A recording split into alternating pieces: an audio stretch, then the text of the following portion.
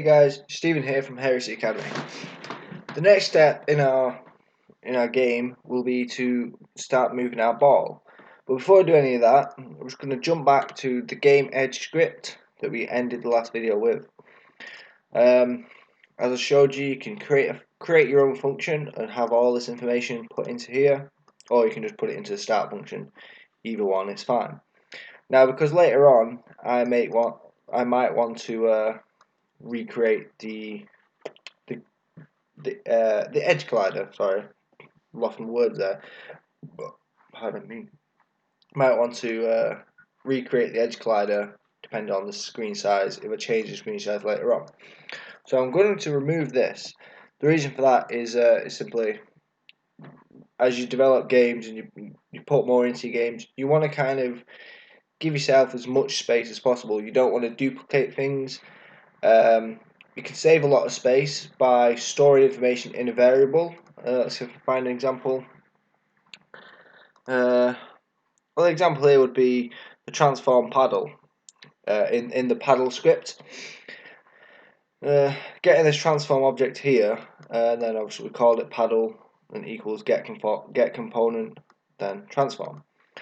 What you could have done, because this script is only going to go onto our paddle, you can always go on. Could you put? Let me think. I'm sure the example is here somewhere.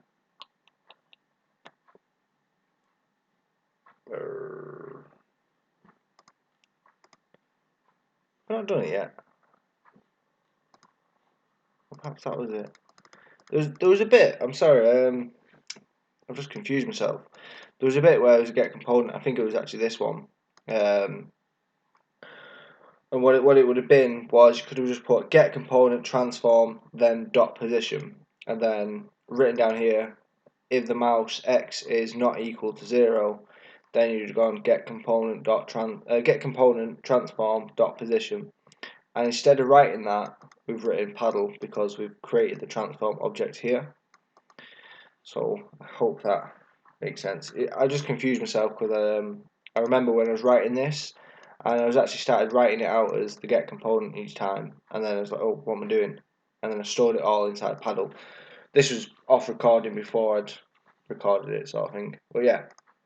So anyway, the point is, it's a lot better to store everything you possibly can within a function. Otherwise, you could end up writing in another script the exact same lines here. So it was like 5 lines, same 5 lines again, the exact same information. You grab the camera, you're setting up your edge collider. I mean, obviously, you'd keep it within the game edge script because it's about your collider. But if you forgot and then later on you decided to write it again, or even if you had it right here in the start function and you put more information in here, and then again, yeah, you'd end up writing the same 5 lines, and it's just end up being a waste of space. So yeah, just pick one, and that's that really. Sorry, I just dragged it on a bit. I was explaining something and then got myself confused, which wasn't good. So I've come back to the ball now, and I've just selected the move tool.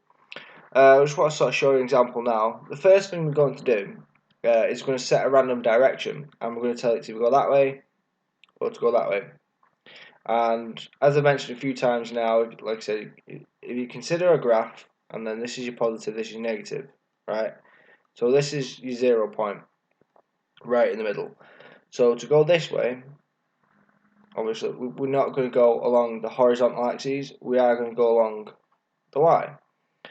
But at the same point, no, ignore that, I've just messed that one up. We are going along the horizontal and we're going along the Y. We're not going along just one, we're going to go along them both. So it would be like going to 1, 1. The vector would be 1, 1, because go along by 1 and go up by 1, so in a diagonal line. Or you go backwards by -1 and up by 1, so it would be -1, 1. The point of me explaining this become more relevant when we start coding. What we don't want to do is we don't want to just start and go straight up and bounce down, straight up, bounce down, keep going like that, because you'll just end up in a loop and you'll never do anything because you just literally go up and down every time. we want to completely get rid of going up as an option. We want to do it just as -1 or 1. I mean, we can change the range and have it as -1 or -2, so it depends on what angle you want to do. You could set it up as a float and say you want it to go -1.1 or -1.5, stuff like that. We're going to stick with just 1 and -1, and we'll set it up as a random range. So Unity will pick which one. So it'll either go that way or that way, and it will be random. So you could press play 5 times, and each of the 5 times it goes this way, or it could go this way, that way, this way. That, you know, it will be random as computers can be. And then what we'll do as well, we'll use to stop it from being like a 1.1 or a 1.3, we're going to use a function pre-built by Unity called Normalize. And it's probably best now if I just get straight on with the script rather than keep explaining, because I can explain for half an hour and it makes no sense. So I've created a new C# script, and I'm just going to call this one ball, because it's only going on the ball, it doesn't matter, you know, you can call it whatever you want. And there will be a point, possibly in the next one, maybe in the next one. Oh, so I let the script load. The order of the videos, I've done it all already, I've done the whole set, so I'm basically redoing it all now. So I'm just trying to decide which order I'm supposed to do it, because I've made notes but not in a great order, not in the proper order. But anyway, one thing you need to take notice of is when I say to you, you can call these scripts whatever you want. There will come a point. It's to do with the ball. Once we've got the ball bouncing, and then we make it reflect as well. We'll want it to go when it goes down here and hits this. We want it to basically be game over. And then of course, if let's say if it hits the side of here, all it's going to do, if it hits the side, it's going to bounce like down here or bounce across. So we want it to do it if it hits the side, and obviously if it somehow magically hit the underneath, we want it to be game over. Or maybe you want to take off a life instead of completely game over. Maybe you want it to just completely reset the game, have 1 life, keep going 1 level, bounce, make it really difficult.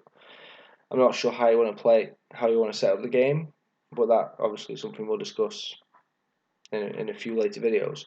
But the point I'm trying to make now is, when I've told you you can call these whatever you want, if you haven't copied me, so if you've called it something else, make sure you take a note of it, and I'll point this out when it comes to that part of the script, because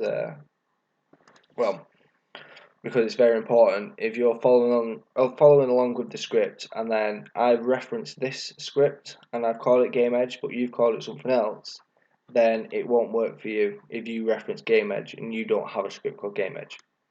That's enough on that. We'll touch on that when the time comes, possibly in the next video. But like I said, I'll mention it again. So I want to open up the ball script, and it'll pop up in mono develop when it's ready. Well, it'll flash when it's ready. So yeah, after we've done the normalize, I'll come back to Unity and I'll show you another thing to do with what's called normal. It's not exactly normalize. So this is the ball script, and I'll create two variables. One's public, one's private. I mean, you don't need to do them all public. It's just for like debugging and testing. You can make it private later on.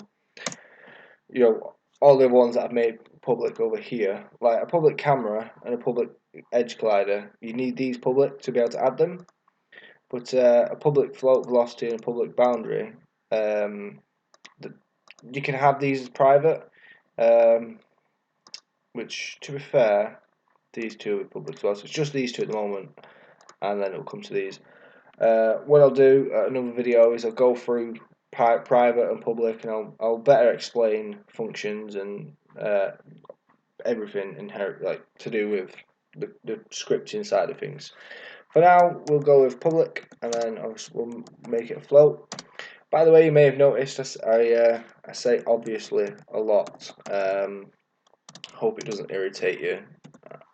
I don't know, it's just how I speak. I'm explaining something to you, say, well, let's say this, I've just said publicly, obviously we're going to make a public float, and it's like, it's not obvious until I've done it, sort of thing. But yeah, I apologise for that. I hope it doesn't annoy anyone.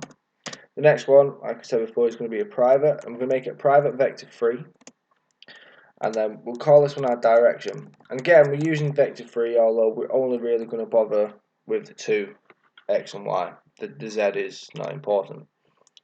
So within the start function, we're going to straight away create our random 1 or minus 1.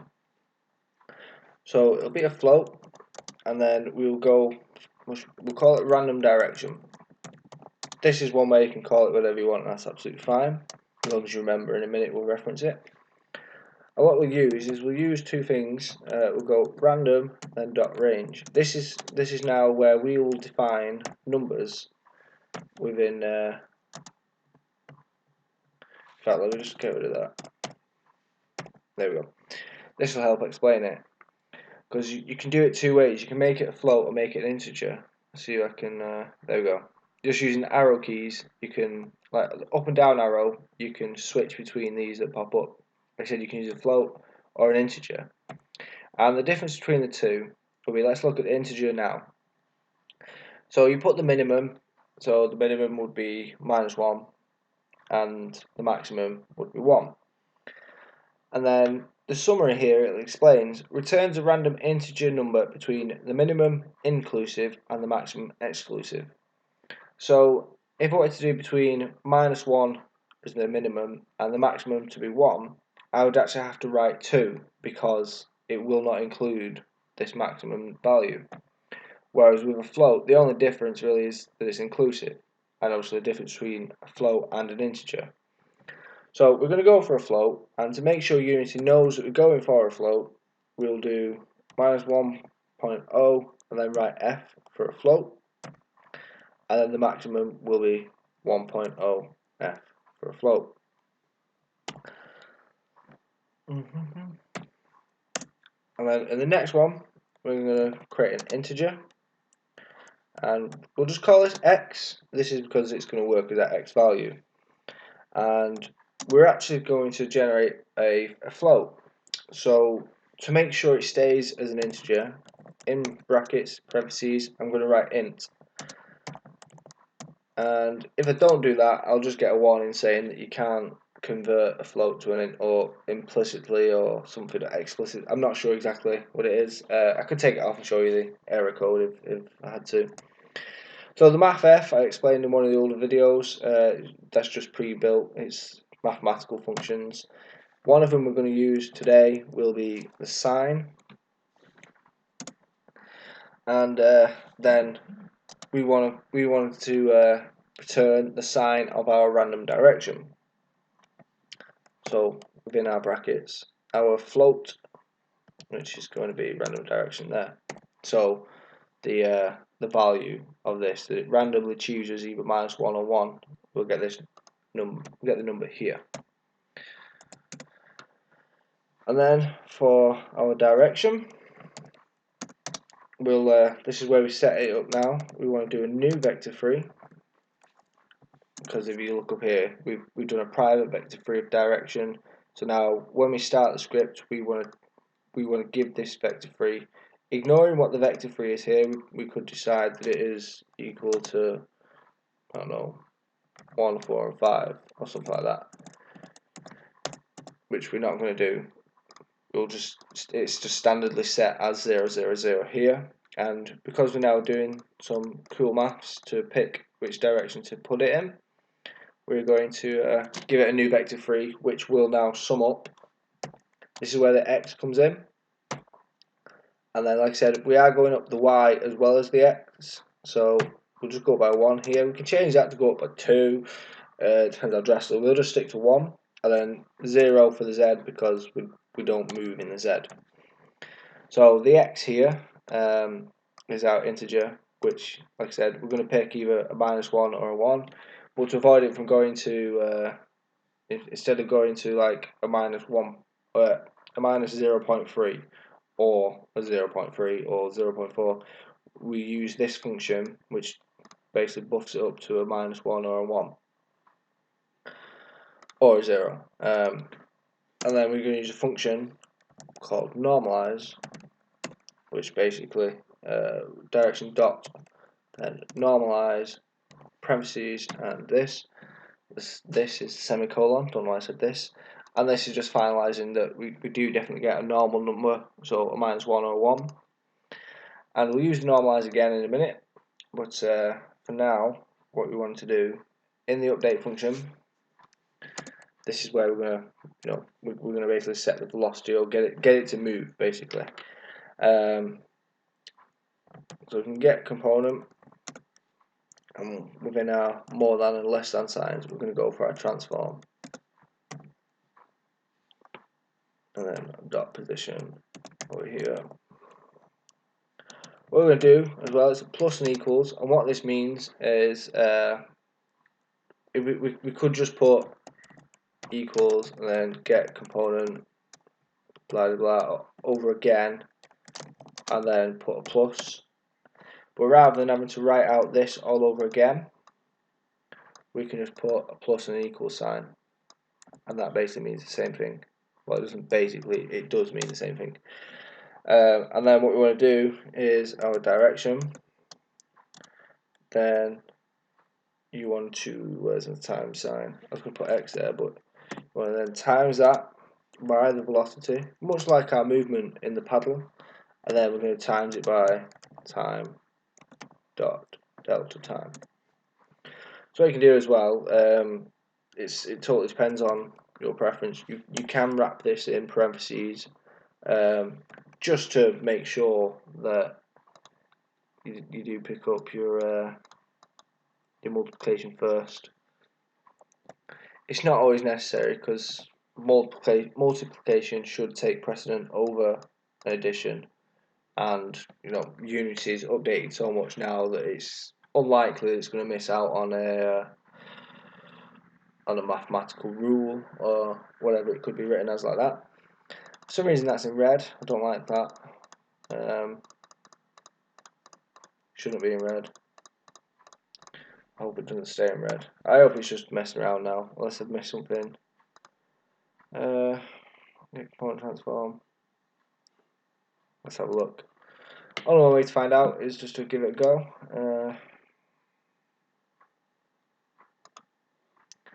Expression draws method group where the variable value will tie up with expected.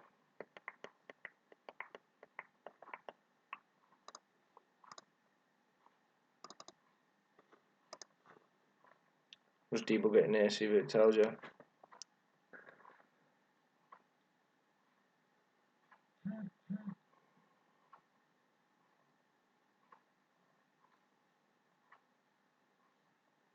Oh, yeah. Let me see if I can show you an example. I'll get a component there. So I've got the parentheses on here. That's just the way it's written. Normally I don't forget, but I was rushing along with explaining. So what you do is just put your parentheses there and there. It's I don't know. That's just the way it's written. I completely forgot this time. No wonder it's in red. Okay, so bring it back to Unity, load it in. Normally I try and cut that out, but there's no point because then I have to mess around editing, and it's good to show you as well, just in case you guys left it out and you didn't know why or what it meant. What you want to look for is make sure that you get components, have parentheses, make sure you don't miss semicolons, you reference your variables. A lot of the times errors can be simple mistakes like that. We're just basically forgetting something. So yeah, we'll just save the scene, bring in the bring in the ball, and drag our ball script. This isn't finished because we've done time.delta time, so velocity 1 will be a bit slow. So we'll bring that up to about 10. What you'll see now is you should see it'll pick a random direction and it'll hit our edge glider, which is a bit messy at the moment, as it'll fix itself shortly. Well, it will fix itself when we click play. What I'll just do, just for personal preference, is just sort of just drag it out so it doesn't look terrible. Yeah, so you see the ball along, it'll hit our collider, and because we keep because we're still in the update function, we're still increasing the value. It will eventually push through the collider, but it doesn't bounce off just yet. So you should see this now. If I press, well, now I press play, you should see it. Yeah, it goes right through. Okay.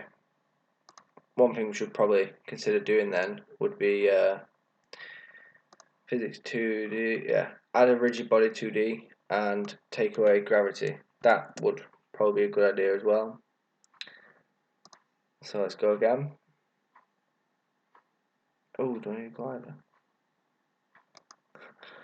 That would also possibly be a good help. Would be to add a glider for it to glide with. That would most likely be a good idea. Right, so I've just added a circle glider. I'm a bit forgetful now. I'm recording late into the night, so I should stop soon. Anyway, what we're doing? Yeah, so we've got a circle collider, and obviously what I'm going to show you now is over on the inspector still. You can change the radius, so change the size of this. You can just drag it along if you like. Sometimes it's not very good. Depends on what you want to be considered as the collider. Like, if you look at the game, you're not really going to notice. You don't really have to go in and try and be pixel perfect or anything, but you can if you want. So you can go to 1.3, 1.4, maybe 1.5 will do, because if you see 1.6, it was a little bit out. It wouldn't make that much difference really, because over here it'll just look black, so it'll look like it's the ball. I'll go for 1.5 just to be a bit closer inwards. Because what you want to consider when doing this is obviously if you hit a brick just slightly and you've got your collider further in, you'll just miss that brick, and you'll probably have a player like complaining, so oh, I keep missing bricks when I'm hitting them, stuff like that. But what you don't want is obviously a collider so stupid like that you just hit these bricks and like ding ding ding ding ding, you know. So put this back to, I think we put 1.5, didn't we? Okay, so this now should show you what we're looking for.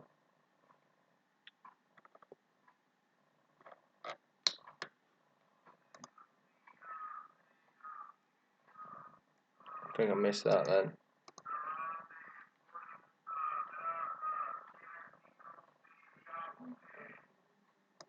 Okay. What I'm going to have to do, just try and show you that, is just drop the ball a bit more. I think the screen's a bit too small to really demonstrate it. Yeah. I don't know how clear it's going to be, but basically, you should see where it gets here and it'll sort of wobble and then find its way out. What that is, because we're hitting this, but we're not reflecting it or anything. We're still increasing it on the X and Y, so we're still trying to go up. So it'll push its way and it'll just go through. Unity will glitch it through. I was hoping it'd be a bit clearer than that, but it wasn't. So first of all, obviously make sure we've got a rigid body, make sure we've got a circle collider. A paddle has got, it's got polygon collider. How do we do this? I'm not sure why we did a polygon collider.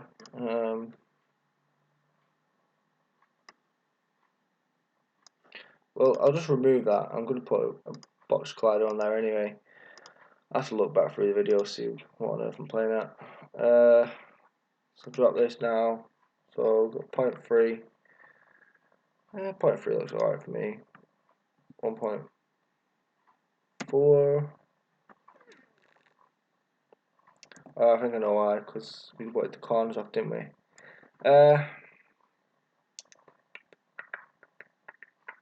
For this example, yeah, we'll just stick to it as if it's a square one. I'll set it up so we can have a couple of circle colliders afterwards instead. It's no problem right now. Okay, so let's just think now. So we've got our edge collider going around. We've got a paddle's got a box collider, ball's got a collider and a rigid body. The bricks need collider. Oh, they've got a collider actually. That's fine.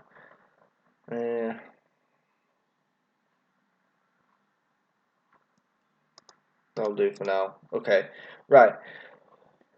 So we'll go back to our script and somewhere on here. This is the bit now where we're going to we're going to put in our reflection. And what we'll do is we'll create a new function, and it already exists, and it's called on collision, enter, and then 2D. Then what's called collision 2D. There we go. And then we can call this collider. That's absolutely fine. And because it's a function, yeah, we're going to open up these brackets. Code will go inside. We only want 2 lines. We want to go with direction, and then this will equal a component of vector3. What would we call this now? An attribute of vector3. The one we'll use is reflect. Then what we want to do, hopefully it should come up there. Yeah. So a vector3 in direction and in normal. So our normal, which I should have probably explained. I don't know.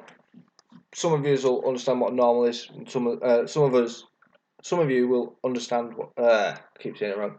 Some of you will know what normal means right away, but I'll explain it anyway for those that don't. When something hits something like this, a perfect example now is looking at these arrows. Okay, so our edge collider. Let's go back to the ball. Our edge collider goes from here to here. This is our direction. So you can see this arrow of the direction. So the normal of this is basically a right angle. It's basically this line here. So the normal can also be over here, but we're not on the outside, we're on the inside. So what we want to do is we're going to use the normal. So our contact point will be where the ball hits, which will be here. And then we're going to use an equation or a line of code which will reflect the direction by the normal. This is called the normal, and then obviously our direction itself, which is randomly defined above. So that will basically, if you look at this this is the right angle, then we'll rotate the right angle. Let's see if I can just rotate this real quick. Don't know if that's going to work. Yeah, it did work. So now imagine this is the direction of what we've gone in, and then this is the direction that we're going to come out at, sort of thing. It's not exact, but it'll do. It's a right angle there. So undo the rotation, bring this back down here. Yeah, so what I'm going to reference in a minute will be the normal. So our direction is direction, which is what we call our vector3, and then we've changed our vector3 down here to what this x will be, which is our random direction, and obviously we're still going by 1. And then obviously our normal is what would be considered to be our collider, and then dot contacts meaning our a point of contact, or here the specific points of contact with the incoming collider 2D. So you hit a point here. This is classed as the contact. The part that you hit is the contact, the bit you come in contact with. And then by hitting it, you've proven that in our array, point 0 exists because you've hit it. And then you want to go for dot normal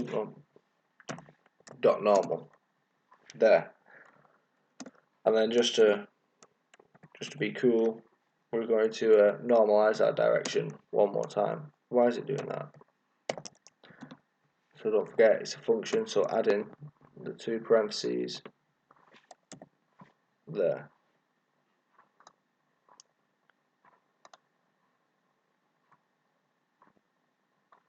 Why is this red underlined? Why is it doing this to me today? Unexpected error. Why is that an unexpected error?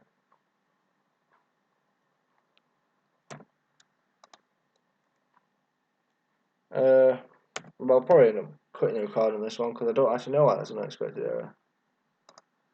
Or is it normal with a capital N? No? Okay, perhaps I've written this bit wrong. Try collider here. No, it's not a capital collider. Or is it? No, it's not. I knew it's this one, isn't it? Right, so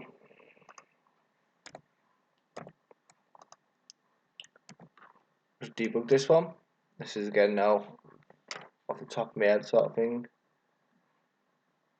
You've expected a parentheses. Have I opened a parentheses? Ah, I have. See, I told you, it's silly errors. I was more focused on why this semicolon was wrong and why this wasn't working. I forgot to open parentheses. See, I'm not a perfect coder. I make mistakes like this all the time, especially when I'm doing this now. This specific game, it's not considered to be off the cuff or anything. It's not, off the top of my head. I'm and I'll build a bit before making the recording. Like, I've done this game already in all of it already in Construct 2, and I've done it again in Unity. So all these bits and pieces now. Use new keyword if hiding was intended. Game edge dot camera hides inherited render component use new keyword. Okay. I don't know what that one means, but we'll go off that. But yeah, so I've already built this once, so I'm just going back through it. I mean, when I go through it, build it, I sort of write myself some notes, like in what sort of steps I've done it. So I'll do like, I don't know, so I've set up the menu, I've set up the paddle. If I need to write any coding notes, I do. This time round, I've not wrote actual coding notes. I've just wrote in what order to do things. So I do make little errors. I don't know really. It can be expected. Yeah, that's that really. Okay, so just saving that. I'm going to drop back in here now. Let it load back in.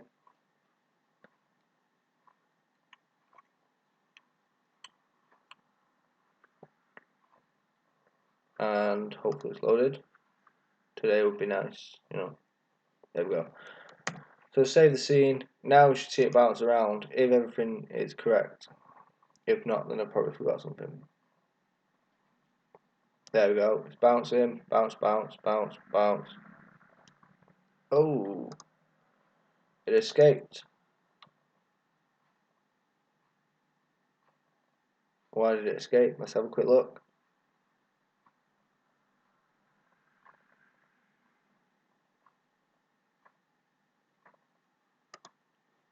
It escapes through there as well. That is rather peculiar, to be fair. I'm not sure why it escapes. One more look, let's see if we can notice anything. Maybe it switches off something, I'm not too sure.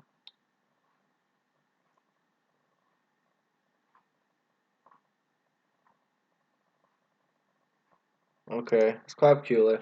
I'm not totally certain on why it does that. I'll have a look for a quick fix. Well, not a quick fix. I'll have a look for the fix and I'll upload that. But that's the basics of having it bounce around. Maybe we can kill that problem when we set up the dead zones. Perhaps that can be something to do with it. Perhaps it can do with our collider, stuff like that. We'll have a look through it, and if I need to post like a fix video, I will do. For now though, that's setting up the bouncing. We'll get it working now to register this is hitting this as bad. Perhaps it's something to do with that. We shall see. But if you like the video, if you like the tutorial series, and if you want to see more, give the video a like, subscribe to see the more videos that come out. I'll be updating, releasing a new trailer for the channel, just to sort of give an idea of what games we plan to do tutorials for. If you have suggestions for your own tutorials, or even you just have questions that I could turn it into a video for you, specifically for you, and I'll send you links. Alright, this is a new video answering your question specifically on what's happening, how to fix something. Let me know. Leave a comment or send me a message, anything like that. Well, until next time, I hope you have a nice day, and thank you for watching. Watching. Thank you.